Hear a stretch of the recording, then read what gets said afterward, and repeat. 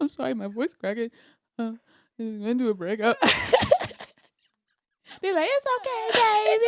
It's all right. Go ahead. It's okay. Okay.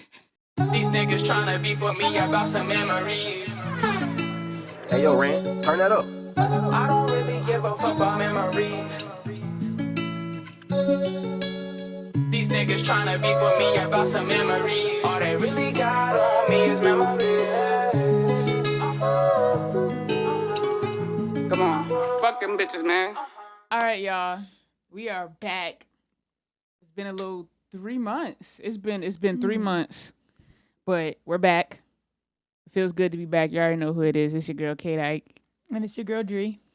And we are back. I don't know what episode this is. I'm going to say 6, but then I might end up just having to write it, on the thing. I forgot. It is episode 6, I think. Episode 6. Because last time I said it was episode 6, and it was actually episode 5. Because remember, we recorded one episode, but it wasn't hitting. Mm-hmm. It just wasn't flowing, and I was just like, nah, never mind. All right. But since we've been gone, for those who follow the page, we moved from Charleston and we moved to Atlanta. And, I want to take this podcast to really talk about, the changes and the mental health and, just the all around experience these past 3 months. Cause, I kind of fell off with the podcasting, but I don't think people really talk about the change, like what goes on mentally when you move. Cause I had a mindset of like, ooh, when I move to Atlanta, I'm about to do this and I'm about to do that. I'm about to do that. But that bill said slap. Rent said slap. Mental health said boop, boop, boop. Like everything. Yo, I felt the mental health be like, yo, you ain't going nowhere, Brody. Here, take this depression. Take that anxiety. Dissociation. Yeah. All that. No friends. Nothing. Yeah.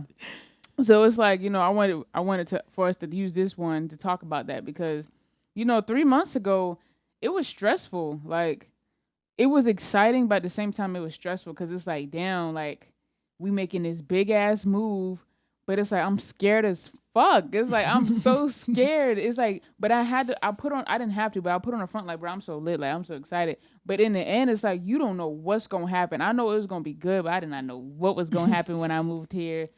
I didn't know how I was just gonna jump in and make money because I was engineering. Like the way I was making money there is like I've been making money there, so it was different. But making money here, it was like, bro, I don't know what I'm gonna do. How you feel? I felt all that.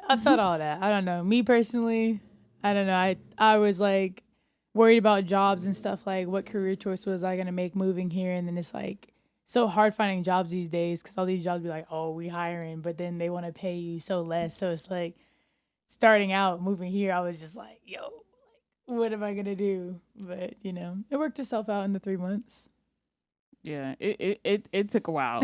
No, it took me a good month in. I was sad the entire time. Like I was just depressed and just couldn't really, I guess, face the world. Like I was broke after the move. Like you got to do the move. You got to get the gas, the truck, moving fees, all that stuff. All that. Shout out to the bro, because my bro got a truck. And he was, and shout out to everybody who helped us move for real. Like, shout out to y'all for real. Like, people don't really talk about, I be going on my tangent, but people don't really talk about people who just be there for you just because, when we moved, like, and we asked people to help, they didn't be like, yeah, I can help you, but it's going to cost this, or I'm going to need this. They were just like, oh yeah, we got you off the strength. Even though I was the type, I want to give something. I'm like, I want to give something. Like, you're helping me move. I gave somebody a bottle of liquor. I gave somebody the bath salts. It's like I just felt I needed to do something because like that's genuine love and that's rare. So shout out to everybody who helped us move. Shout out to Sheep, Cloud Shaw. Shout out to Tim. I'm a dog now. Shout out to DJ. He did what he needed to do. He always came through. Tim was there. Shout out to Tim. Yeah, my dog Tim. Yep. Shout out to Tim. Yep. But that day there. The move, like, we ain't even go to sleep till like what, 12?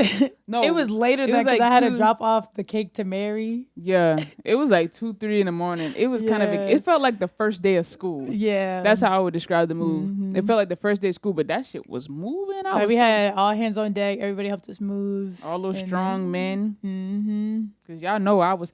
Hey, can you? On the move back, it was just me and DJ really doing all the work. And though. was like, I'm not even about to sit here and be like, no, I was I had to helping. carry my couches by myself. And she did. I'm not even gonna sit on here and act like, nah, I was helping. No, I was like, hey, I ain't even gonna hold y'all unless you want this couch dragging on the floor. Y'all better come get this couch.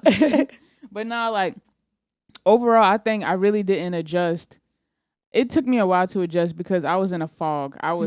It was like, you know, I had such big plans to, you know, link up with people. And, you know, I lost sight of a lot of stuff. I lost sight of my music. I didn't realize how depressed I was. Like, I was excited, but I didn't realize how depressed I was. You know, I was in a relationship, but it was like the relationship was rocky, but I still had hope. So I was still living kind of a fantasy, like when my partner come, like, ooh, when my partner come, my dreams really gonna take off because they're gonna, instead of me just being present and being grateful for what I had, I was depending all my happiness on my relationship. As if, you know, if you're my follower, you know, we are no longer together. I mean, ain't no bad blood, but it was like sometimes things just gotta, you know, was for a season and and it wasn't, you know, it wasn't meant to be, and that's okay. But I realized I was, more of the story, I was in a fog and I was depressed. I wasn't making no music. I stopped making beats. You see, I haven't been, this is me getting back on the podcast 3 months later. So it was just like, I didn't know how I was going to make money. I was depressed as fuck, man. I was in the bed. Man, listen, all I'm going to say is like, I see why people don't move. I see why people don't take that leap of faith and just be like, I'm a better myself. It's hard. That shit's hard. It's scary. It's depressing. You don't know what's going to happen. There's no security in a job. Like, even when I tried to look for a job this past month, bruh, it was so much runaround. It's so much, oh, yeah, we do flexible schedule. Then I tell them I only want to work mornings. Oh, do you think you can... And then they're trying to pay you $11. 11 and be management too. $11 and you got to have open availability. You're crazy. For $11? You're smoking dick. And you even got no insurance? $11? Like $11. You know, and then half the time they want you to have degrees with experience. Bitch, I don't even got no degree. I got the experience. I ain't got no degree. If I could have photoshopped it, I would have had you. But you know what I'm saying? But it's like, you know, it's been very hard, but after 3 months, as you can see, I finally got my studio together, and I finally feel like I'm getting back to my purpose, like making music, dropping music, being grateful for my content that I'm dropping in, for the amount of support that I have, because I'm quick to look at somebody else's stuff, and I'm like, dang, well, look at them. But it's like, nah, but look at me, because people probably like looking at me like, damn, look at her, and I'm, damn, look at them. It's like, I need to, damn, look at me. I like, be hearing, I'm trying to get like you. I be like, get like me. What am I doing? Like, what the fuck am I doing? Like, but I'm doing a lot though, so it's like, nah, for real. So, you want to talk about your process? You know. My process in the 3 months, before I moved, I was going through a breakup like in February, and now we moved like beginning of May. Yeah. So it's like, it was fresh. So it's like going through all those feelings, I like dissociated all those months. I can't even remember, but it was like so stressful and everything, like going through, I guess, what I was going through, because it was like, I'm depressed because of my breakup. And then I'm also like, that's why I looked at that. I'm depressed because of my breakup. Hold up. Yeah, that's why I looked at that. It turned off, but it's probably still recording. You want to check just in case? Hold up. It probably still recording. This just probably died. Right. Oh, yeah. So, like, I was depressed because of my breakup and everything, and then, like, trying to save up all the money, and then, like, also moving. And in the last couple, I guess, weeks of me moving, I seen how many people love me and how many people cared about me, and, like, how many people was really, like, there for me and riding for me. And it made me depressed and sad that, damn, like, this whole time I thought y'all didn't care about me. This whole time, like, I thought me being here just was not significant at all. So it was like me moving, I was like, oh, no, I'm ready to leave. Like, I'm ready for this, like I hate this home. Like, I hate being here. Then the last couple of weeks, I was like, I started getting sad. Like, dang, I'm leaving my family.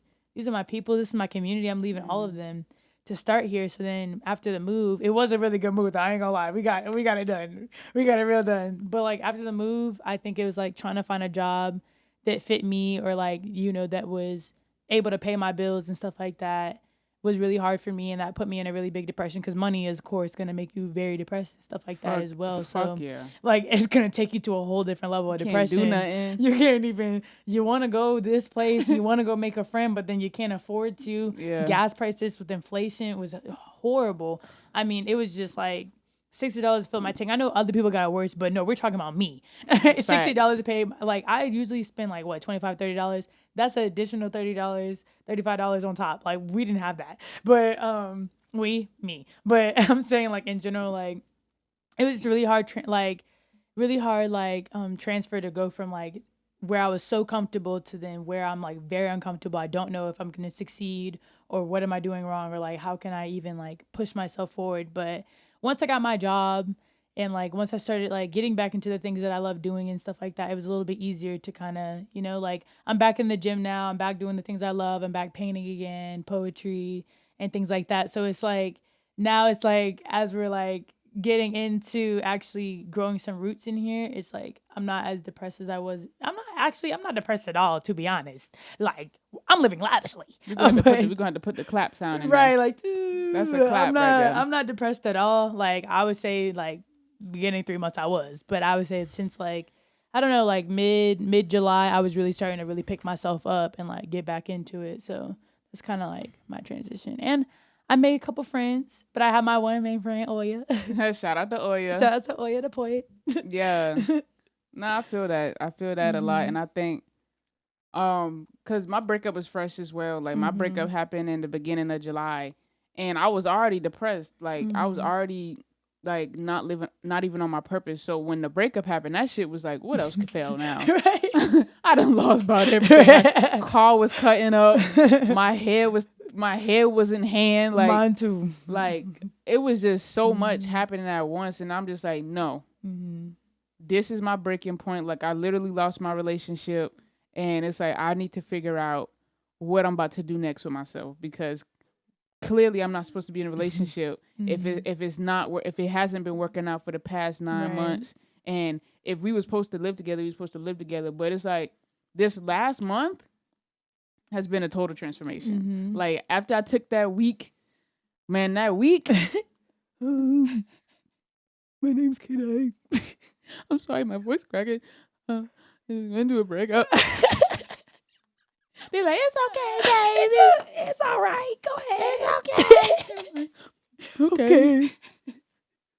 But no, after like I took that self-reflection and realized why it went wrong and my purpose, my accountability in the relationship, I was like, okay, I want some stability in my life. So I started looking for a job. You know, everybody was like, no, bro, like, why don't you just figure out, you know, a different way around it, but you can still make money? And I'm just like, no, I want stability. I want health insurance for therapy. Fast forward, I'm like, fuck that shit. I find therapy through just talking to people.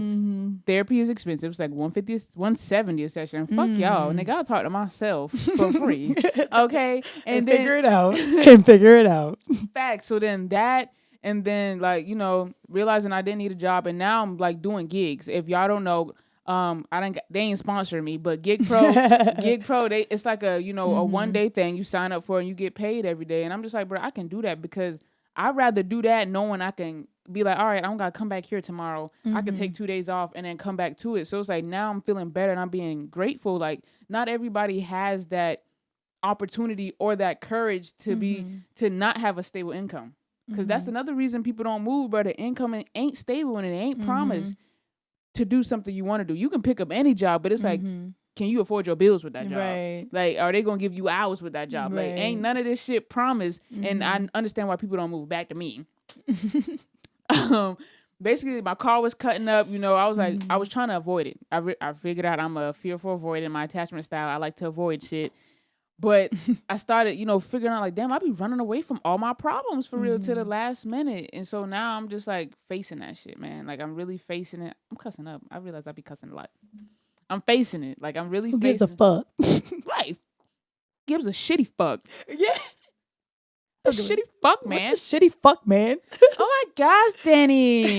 Shut up. Anyways. Yeah, but moral of the story to that is like, I really found myself in this last month, man. I rekindled a friendship with a friend. And, you know, they've been very helpful. Like, I will say, like, you know, when I stop looking for romanticism, whatever, I can make up stuff. The same way white people can make up shit, I can make it up too. Okay. Romanticism, when I stop looking for, what is it? Romanticism. When I stopped looking for that and I started I think that is a word. Shit, fuck it if it ain't. Put it in there. In the Urban Put it in Dictionary. there, right. Put it in there. I just started realizing, like, damn, like, I really want friends for real. And they've been, like, a really great help with realizing I can get that same connection and intimacy through friendship.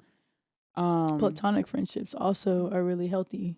Yeah. And I realized, like, this past month, I realized, like, another reason why none of my relationships worked with friendship, with family, is because the common denominator was I didn't trust anybody, and it's because I never felt safe with anybody. I always ask my friends, like, if I get in something, y'all gonna fight for me? It's like, because I felt in my heart, if I got into some shit, they wouldn't help me. But it's like, looking back on it, like, them niggas all would help the me. videos, all the things, like, yeah, they definitely helping, like, for real. This relationship has definitely helped me realize that people, when I got out that relationship and I posted, got tears running down my eyes, y'all. As I sit here and type, I just lost the love of my life. It's okay. I'm sending positive vibes. If you need me, I'm here. I'm just like, thank you. Thank you.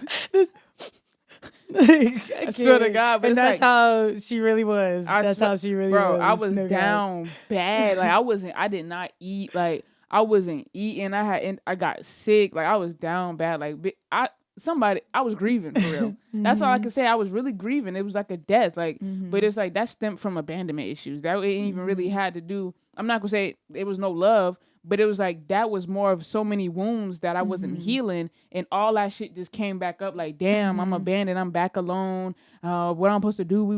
That's supposed to be my everything. But the next partner ain't gonna be my everything. They gonna be a piece of happiness, but they not gonna be my everything. You're an addition. That's it. I realized I put too much into partners. Yeah. I put too much. I need the validation from them. I need your support. I need you to be my teddy bear. No, I'm not doing all that. I need to get that from myself. Because if I'm depending on you and you leave, what the fuck I'm gonna do? Okay. Talk your shit. Talk your shit. What am I gonna do if I put everything? I'm like, I don't need nobody else. I just got you. That is stressful on a partner. Friends, you need, like, your partner is supposed to be there as an addition, like you said. So it's just like when you make them that soul source, you lose them, it's done. You're done. Yeah. And you lose yourself because you put so much of yourself into them that you start to lose yourself too. Yeah, I lost myself. I stopped making music. I stopped doing the shit that I really enjoyed. Like, but now I'm like falling back in love with myself, playing video games. Shout out to my Fortnite buddy Zavid. Yeah, boy. Zavid. Go check my boy Luna Diamond's music out. Oh, it's Diamond's Prince. I'll put it in here. It's Diamond's Prince. Diamond's Prince. Check him out. Zavid. She's not getting it right. Don't block me on Fortnite. but like, you know, these past 3 months, man, I'm grateful. Like, every time I tell somebody I just moved here, they be like, you like it or you love it? I said, I'm in love with it. Like, no, even though all this stressful stuff didn't happen, I wouldn't trade it. Like, I wouldn't trade it because I would be in Charleston right now doing literally the same shit with no advancement. Here, you go through shit, but you elevating because you keep going, you keep meeting new people that's in their mindset is so amazing, bro. Every time I encounter somebody, they got so much going. They so talented and they so positive and genuine. And, you know, because I set that intention when I meet people, like, this is my intention, it's pure. So that means I meet people with pure intentions. I love it here. Like, it's been stressful. I'm not going to sit here and cap because I don't want nobody to feel like, oh, when I move, it's going to be dandelions. No. That shit is like cactuses. No, it's like, oh, it's so beautiful.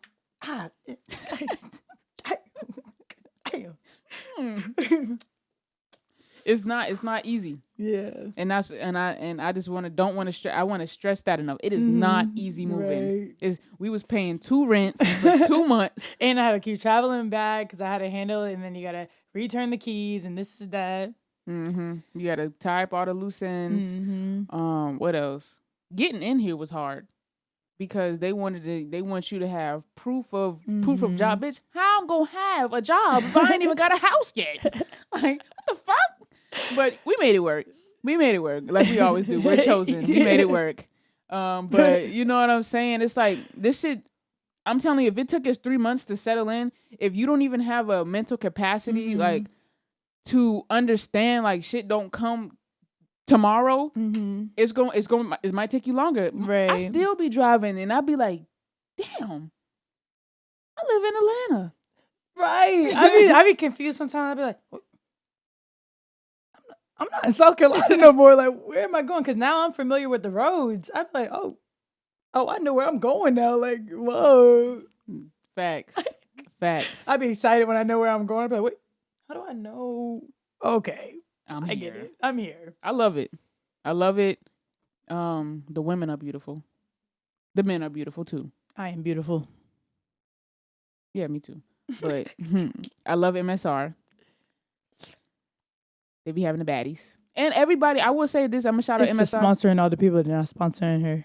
And that's okay because I'm manifesting it. Because I'm going to get them sponsorships. Let me tell you what. Black Coffee coming next after this MSR. Let me tell you what I love about MSR. When you go there, everybody is themselves. You know, you can be anything you want to be there because people already understand that shit, we go through enough shit as it is, as being an individual, on top of being gay. So everybody literally, man, I came in there one time, bro. And these motherfuckers was making out like passion. The most passion I've ever seen any two people really form together. Neck grabbing the back of the neck. Dancing to the music and making out at the same time. Tell them the kicker. And after they're done, they pull up their phones to share each other's contacts.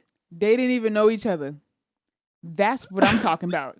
That was spontaneous. I was like, I'm manifesting passion. Like that.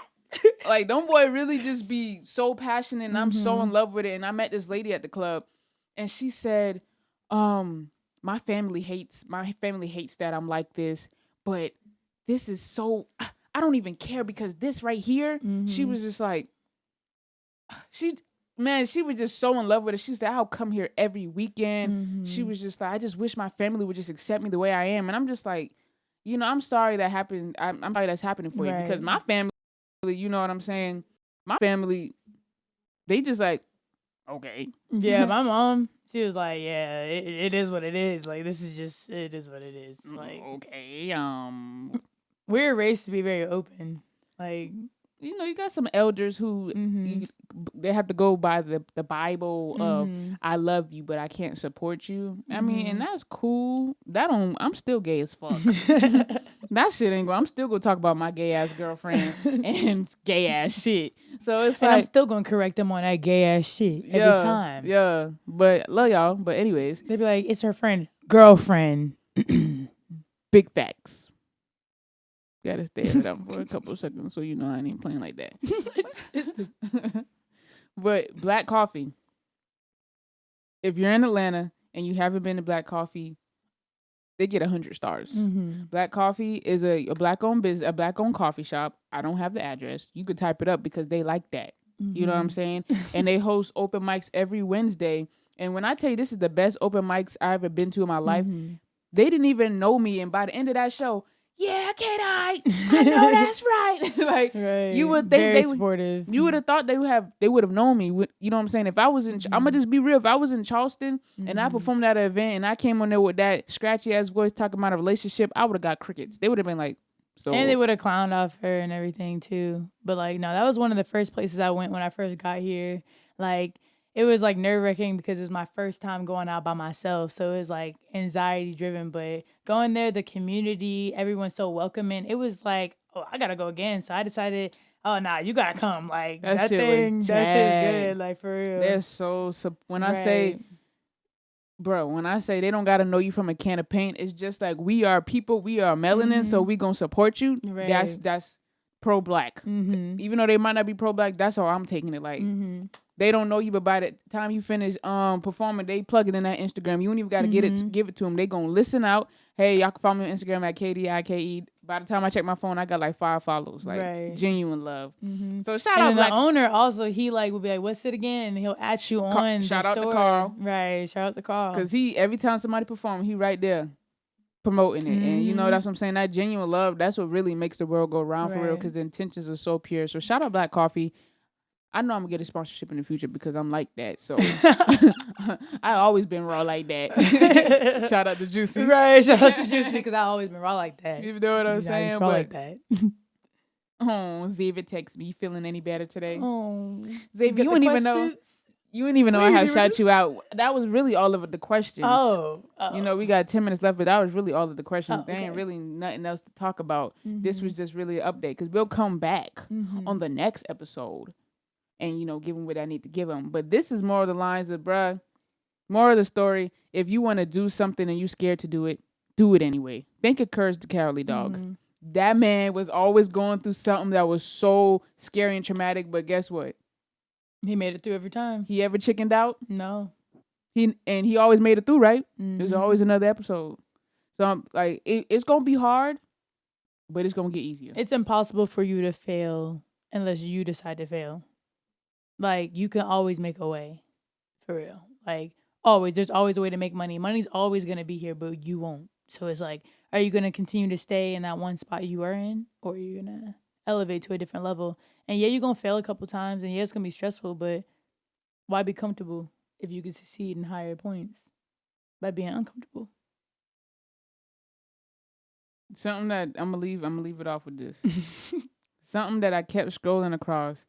They said people are so happy with being in the comfort zone. They said if you give somebody free food, free entertainment, and I think it was like their favorite TV show or something, they will quit their dreams because that feels so much better than you know, really being uncomfortable. And as I was reading this, I was laying in the bed like this, watching Netflix and eating snacks, and I'm just like, I need to get up. It maybe applies to me. I kept scrolling across it, and I really got up, and here I am, because I'm like, okay, literally, it's so easy to give up on your dream. It's easy. When you get comfortable, got limited food, you can smoke your weed, drink your drink every day, chill with your friends. It's easy to be like, I'm gonna be mediocre. That's why not everybody's successful, because it's hard. And by us taking this big step right here, and we finally getting in the groove, just imagine 3 months later, bro. We'll be back with another episode. This your girl, Kate. It's your girl, Dri. All right, we gotta do a Oh, yeah. Wait, oh. We smell, oh.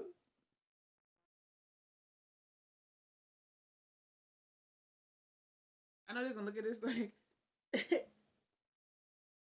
All right, though, we out. Hey, new episode, man. Listen, like, subscribe, comment, send us some topics you want us to talk about with mental health, and you know that's it. We out.